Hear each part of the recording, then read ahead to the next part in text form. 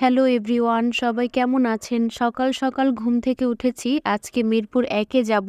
আর মিরপুর ১ এ যাওয়ার কারণ হচ্ছে আশিক সবসময় বলে মিরপুর ১ এ অনেক বড় একটা পাখির বাজার বসে। তাই দুজন মিলে চিন্তা করলাম সকাল সকাল পাখির বাজার থেকে ঘুরে আসব। বাজারে আসতেই প্রথমে বিভিন্ন প্রজাতির মুরগি দেখতে পেলাম।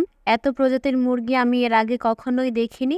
বিভিন্ন জাতের মুরগির পাশাপাশি এখানে কোয়েল, তিতির এবং নানা প্রজাতির পাখিও ছিল। যারা বিভিন্ন প্রজাতির পাখি, মুরগি, বিড়াল এসব কিনতে চান তাদের জন্য এই বাজারটা বেশ ভালো। ভিডিওতে দেখতেই পাচ্ছেন হাঁসের বাচ্চা, খরগোশ এবং বিভিন্ন প্রজাতির পাখিগুলো বেশ সুন্দর।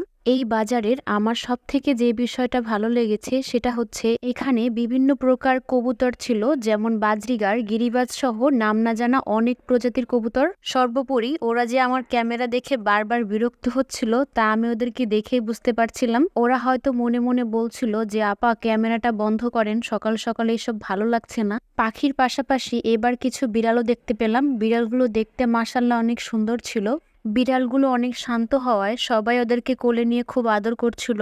লাভবার্ড, বাজরিগার বিভিন্ন প্রজাতির পাখি থাকলেও আমার কাছে কাকাতুয়া পাখিটা বেশি ভালো লাগে। ইনশাল্লাহ পরের বার কাকাতুয়া পাখি কিনবো। অনেক পাখি দেখা শেষ করে আশিক এবার দই চিড়া খাওয়াতে নিয়ে আসলো। দই আমার কাছে খুব একটা ভালো লাগে না, তাই দই চিড়াও খুব একটা খাওয়া হয় না, কিন্তু এই দোকানের দই চিড়াটা অনেক অনেক ভালো ছিল। যাই হোক, খাওয়া দাওয়া শেষ করে আবারও পাখি দেখা শুরু করলাম। এবার আমরা বিভিন্ন প্রজাতির টিয়া পাখি দেখছিলাম। কিছু দূর যাওয়ার পরেই আমি এক প্রজাতির কবুতর পাখি দেখতে পেলাম। আমি প্রথমেই ভেবেছিলাম এটা হয়তো অসুস্থ, পরে মামা বলল এটাও এক ধরনের প্রজাতি। এই কবুতরটা দেখে ওকে আমার কবুতর কম পোল্ট্রির মুরগি বেশি মনে হচ্ছিল, শুধু গায়ের রংটা যা একটু ভিন্ন।